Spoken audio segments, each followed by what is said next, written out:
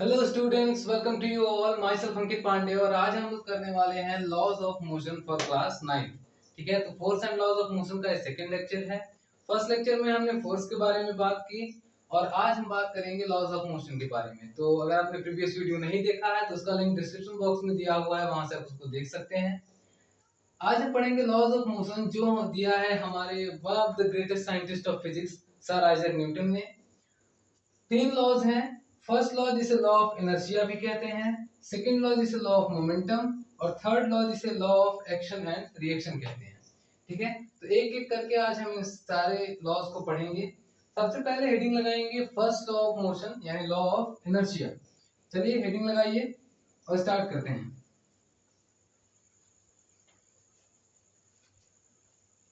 इन्हीं के बीच में हम पढ़ेंगे मोमेंटम के बारे में और इनर्शिया के बारे में भी। ठीक है, चलिए हेडिंग लगाइए लॉ ऑफ इनर्शिया। ठीक है, फर्स्ट लॉ जिसे कहते हैं law of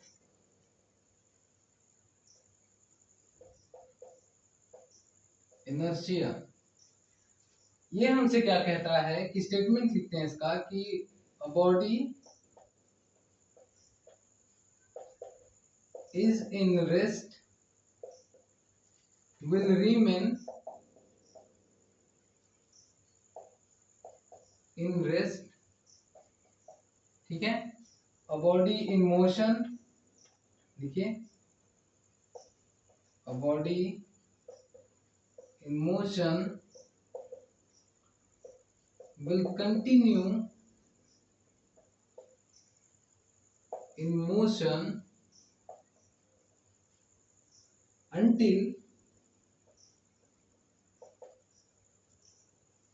an external force,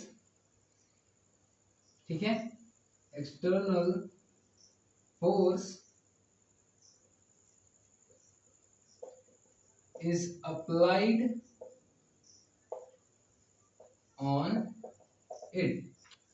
इसका मतलब क्या हुआ कि ये कहना चाहते हैं कि अगर बॉडी रेस्ट में है तो वो रेस्ट में रहना चाहेगी, अगर बॉडी मोशन में है तो वो लगातार मोशन में रहना चाहेगी, यूनिफॉर्म मोशन में। ठीक है, जब तक उस पर कोई एक्सटर्नल फोर्स अप्लाई ना किया जाए। ठीक है, ये न्यूटन का फर्स्ट लॉ है।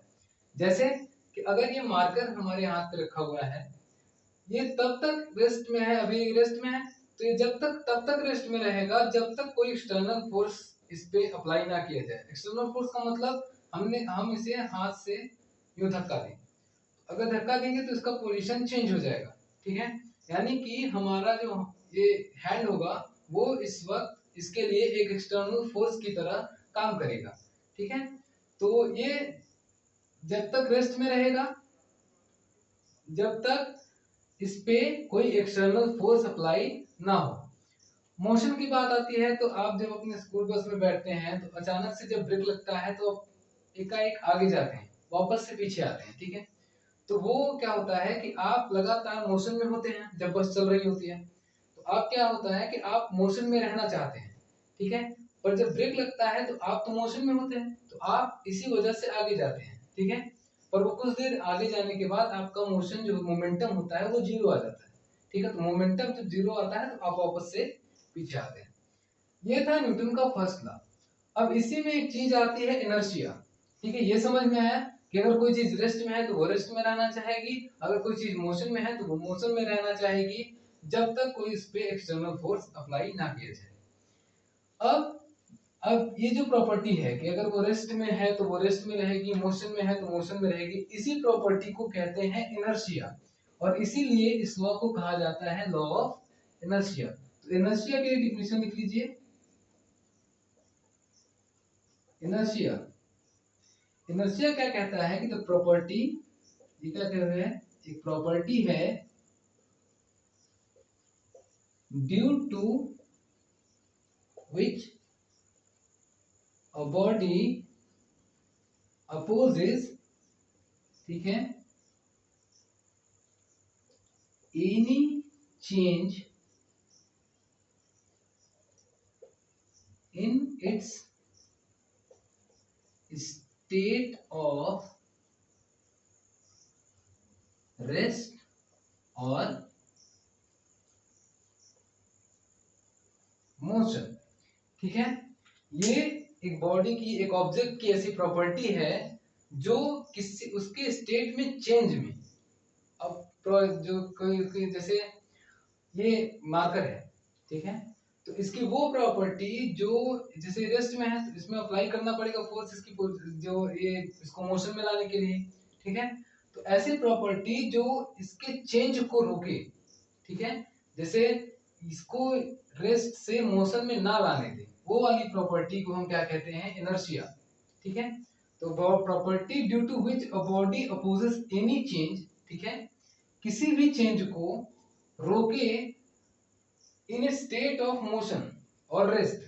ठीक है, तो अगर वो मोशन में है तो वो मोशन में ही रहना चाहती है, अगर वो रेस्ट में है तो वो रेस्ट में ही रहना चाहती है।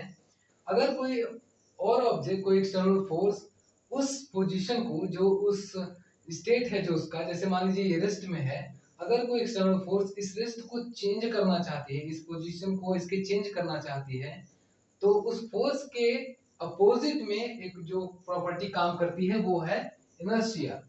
यानी कि इनर्शिया ही वो प्रॉपर्टी है जो रिस्पॉन्सिबल होती है किसी भी बॉडी को रेस्ट में रखने के लिए या फिर उसे कंटिन्यू मोशन करने के लिए।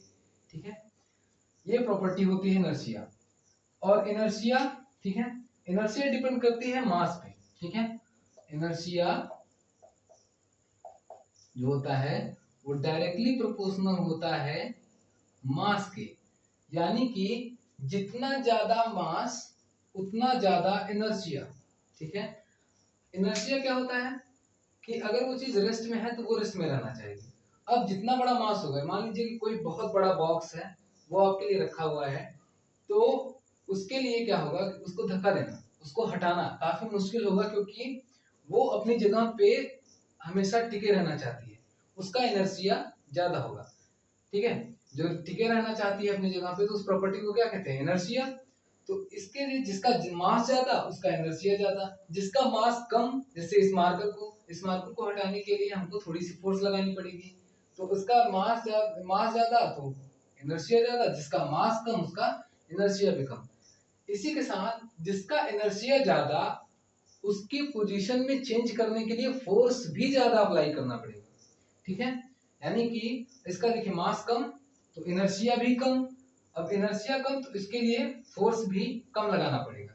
पर अगर यही कोई बड़ी चीज होती है तो उसके लिए फोर्स ज्यादा लगाना पड़ता है। तो ये था इनर्शिया के लिए, ये था लॉ ऑफ इनर्शिया, कि अगर कोई चीज मोशन में है तो वो मोशन में रहेगी, अगर कोई चीज रेस्ट में है तो रेस्ट में रहेगी। जो प्रॉपर्टी उसके पोजीशन को चेंज नहीं होने देती वो होती है इनर्शिया। अब चलते हैं सेकंड लॉ ऑफ मोशन पे। ठीक है, पर उससे पहले पढ़ते हैं momentum. Second law of motion को पढ़ने से पहले हमको पढ़ना है मोमेंटम, कि मोमेंटम क्या चीज है।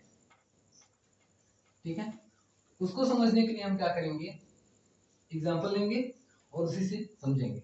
चलिए, मान लीजिए कि आपके पास एक टेनिस की बॉल है और एक क्रिकेट बॉल है। तो टेनिस की बॉल हल्की होती है और क्रिकेट की बॉल भारी होती है। अब आपने उस चीज को फेंका, ठीक है, दोनों बॉल को फेंका, तो उसमें से कौन सी बॉल को रोकना ज्यादा इजी होगा, यानी कि force required to stop a moving body. ठीक है, अब क्या है, बॉल हमारा जो था एक टेनिस का और एक क्रिकेट बॉल का, तो वो टेनिस बॉल भी फेंका हमने और क्रिकेट बॉल भी फेंका।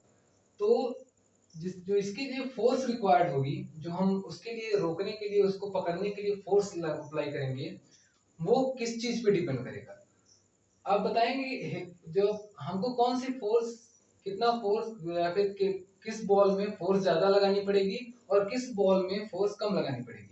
टेनिस बॉल हल्की है तो उसको पकड़ने के लिए आपने ऑब्जर्व किया होगा हमें कम फोर्स लगानी पड़ती है, किसी हल्की चीज को पकड़ने के लिए हमें कम फोर्स की जरूरत होती है, और किसी भारी चीज को पकड़ने के लिए हमें ज्यादा। यानी कि ये डायरेक्टली प्रोपोर्शनल होता है मास के। ठीक है, यानी जिसका मास ज्यादा उसको रोकने के लिए उतनी ज्यादा फोर्स, जिसका मास कम उसको रोकने के लिए उतनी कम फोर्स।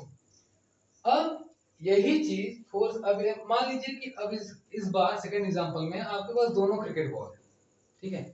अब एक की वेलोसिटी 150 किलोमीटर पर आवर, एक की वेलोसिटी 140 किलोमीटर पर आवर। तो किस वेलोसिटी की बॉल को खेलना ज्यादा आसान होता है? जिसकी स्पीड कम होती है, ठीक है। तो किसकी जो ये बॉल रिक्वायर्ड है, ठीक है, इसको हमें पकड़ना है, ठीक है। तो एक 90 किलोमीटर पर आवर की स्पीड से आ रही है, एक 150 किलोमीटर, तो कौन सी बॉल को रोकना ज्यादा आसान होगा? 90 किलोमीटर पर आवर।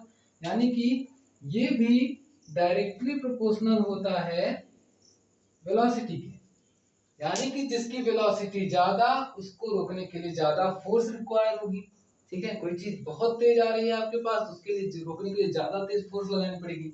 कोई चीज बहुत धीरे आ रही है तो उसके लिए धीरे। इस चीज को समझने के लिए हमको एक टर्म मिला कि क्वांटिटी ऑफ मोशन। इसको क्या बोलते हैं? क्वांटिटी ऑफ मोशन, और इसी को कह सकते हैं मास इन मोशन, ठीक है। ये समझने के लिए होता है बस। और इन दोनों को जो मेजर करता है, यानी कि एक measure of quantity of motion और measure of mass in motion, इस चीज को इतना लंबा जो लिखा है, इसको शॉर्ट में लिखा, एक टर्म मिला हमको मोमेंटम, ठीक है।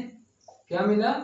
मोमेंटम। तो अब हम लोग पढ़ेंगे मोमेंटम, यानी कि किसी भी मूविंग ऑब्जेक्ट के क्वांटिटी ऑफ मोशन या फिर मास इन मोशन को जो मेजर करता है, दैट इज प्रॉपर्टीज मोमेंटम। अब चलेंगे हम मोमेंटम की तरफ, जो इसमें जिससे हमें क्वेश्चंस आते हैं, फॉर्मूले, ठीक है। अब एग्जैक्ट डिफिनीशन मोमेंटम की, ये देखा हमने कि मास और वेलोसिटी पे डिपेंड करता है। चलिए हेडिंग डालिए मोमेंटम।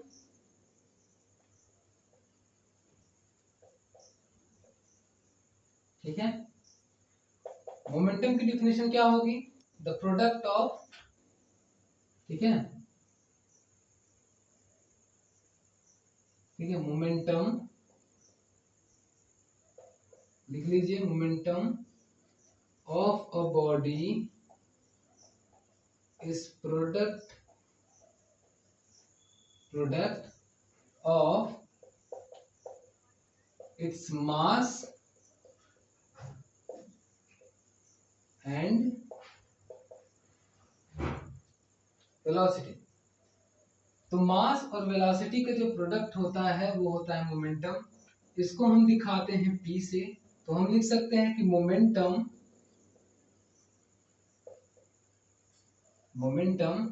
दिखाते हैं P से, वो इक्वल होता है mass m into velocity v, ठीक है। किसी बॉडी का मास m है, वेलोसिटी v है, तो उसका momentum p is equals to आएगा मास इंटू वेलोसिटी।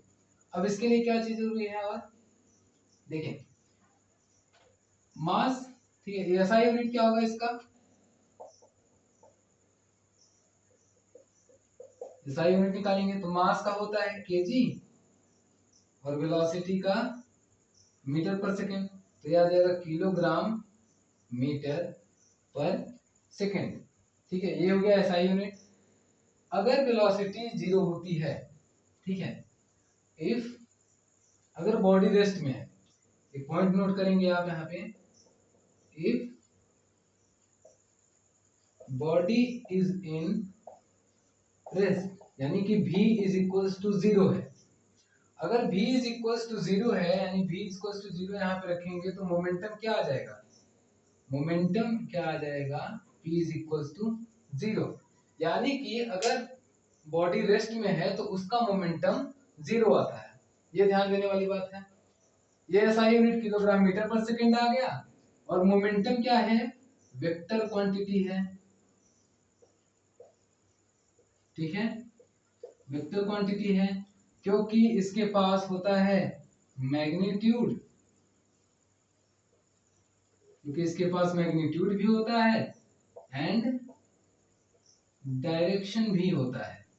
तो जिसके पास मैग्नीट्यूड हो और डायरेक्शन हो तो उसको क्या बोलेंगे, वेक्टर क्वांटिटी। तो मोमेंटम, ये डिफिनेशन मास एंड वेलोसिटी का product, SI unit kilogram metre per second, और वेक्टर क्वांटिटी है अगर बॉडी रेस्ट में है तो उसका मोमेंटम जीरो होगा।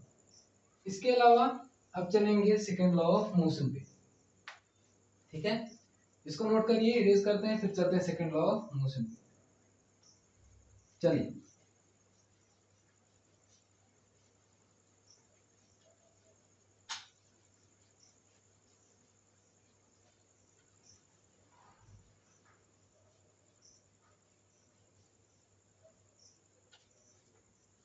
हेडिंग लगाइए सेकंड लॉ ऑफ मोमेंटम या मोशन। सेकंड लॉ जिसे कहते हैं लॉ ऑफ मोमेंटम, ठीक है। अब जरा समझिए, इसका स्टेटमेंट क्या है कि the change, the rate of, ठीक है, rate of change, the rate of change of momentum of a body is directly proportional to the force applied, ठीक है। यानी कि जो मोमेंटम का रेट ऑफ चेंज होगा वो डायरेक्टली प्रोपोर्शनल होगा उस पे अप्लाइड फोर्स के, ठीक है। किसी भी बॉडी के rate of change of momentum वो डायरेक्टली प्रोपोर्शनल होगा फोर्स अप्लाइड के। इसको लिख सकते हैं फोर्स, ठीक है, is directly proportional to change in momentum, change in momentum upon time taken, ठीक है। अब चेंज इन मोमेंटम इसको कैसे निकालेंगे, मान लीजिए किसी बॉडी का मास m है, ठीक है, मास m है, initial velocity, initial velocity u है, फाइनल वेलोसिटी v है। तो उसका हम क्या निकालेंगे, सबसे पहले इनिशियल मोमेंटम निकालेंगे, ठीक है। इनिशियल मोमेंटम क्या हो जाएगा, अभी हम पढ़ के आए हैं मोमेंटम क्या होता है, मास इनटू वेलोसिटी। तो मास m और इनिशियल निकाल रहे हैं तो इनिशियल वेलोसिटी रखेंगे m u, ठीक है, इनिशियल वेलोसिटी मोमेंटम आ गया। अब निकालेंगे फाइनल मोमेंटम, तो फाइनल मोमेंटम क्या आएगा, फाइनल मोमेंटम आएगा m into final velocity v, m into v, ठीक है, इतना समझ में आया। अब हम निकालेंगे इसका चेंज, ठीक है, तो ऊपर की चीज मैं इरेज करता हूं और यहां से निकालेंगे एक नया फॉर्मूला। चलिए ऊपर इरेज करते हैं, नोट कर लीजिए, इसको पॉज करके नोट कर लीजिएगा। चलिए,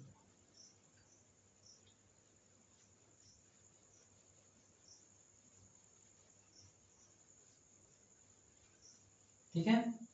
अब हमको क्या चाहिए कि हमने लिखा था फोर्स, तो फोर्स को दिखाते हैं F से, is directly proportional to rate change in momentum upon time taken, ये लिखा था। तो चेंज इन मोमेंटम क्या होगा, final momentum minus initial momentum. तो फाइनल मोमेंटम क्या है, mv minus mu upon time t।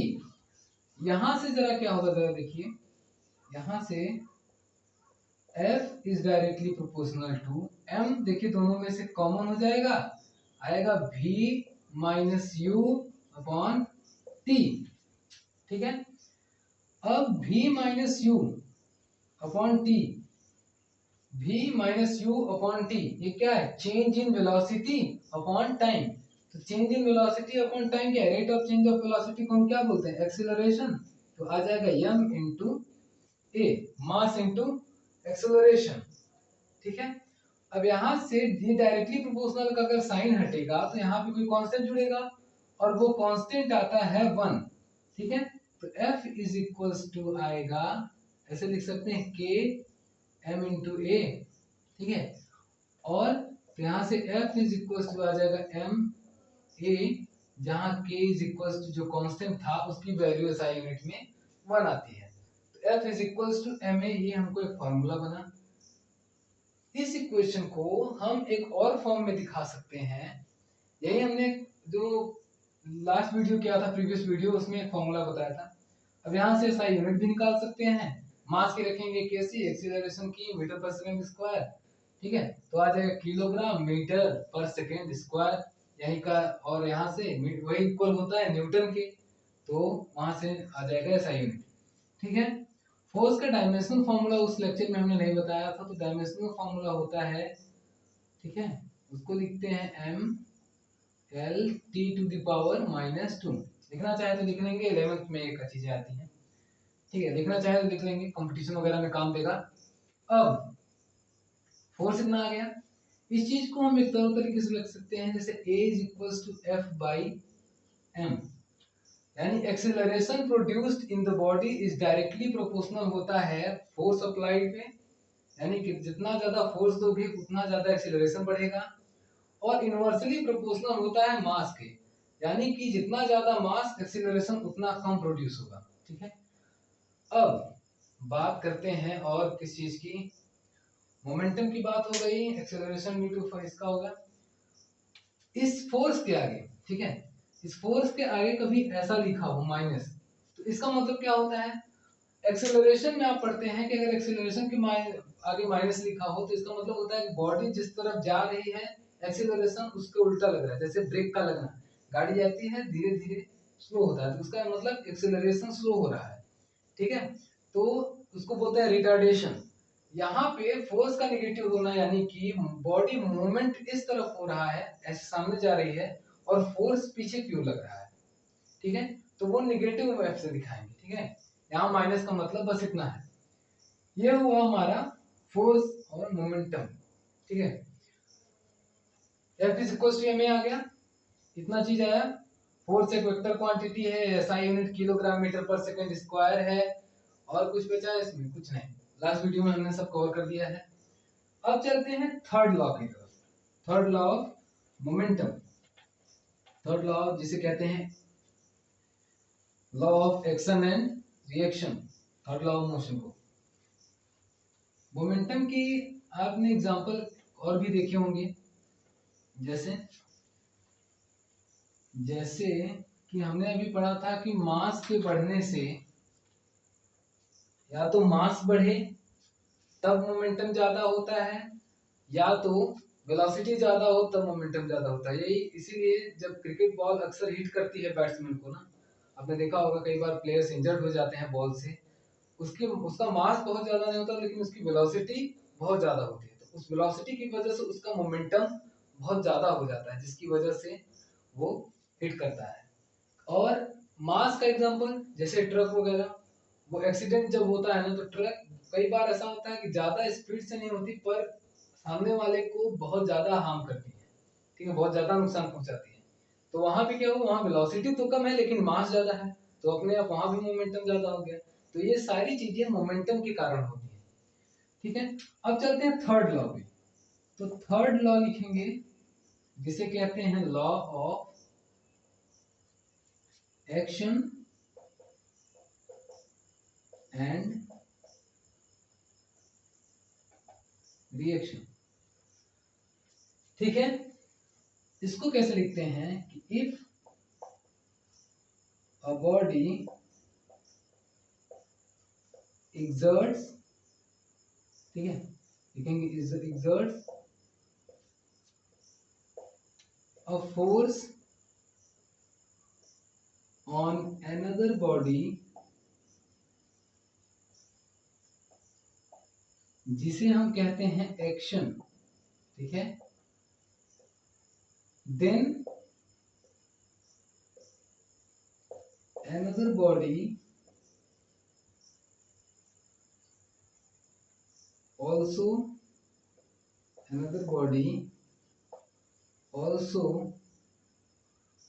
exerts an equal and opposite force on first body, ठीक है।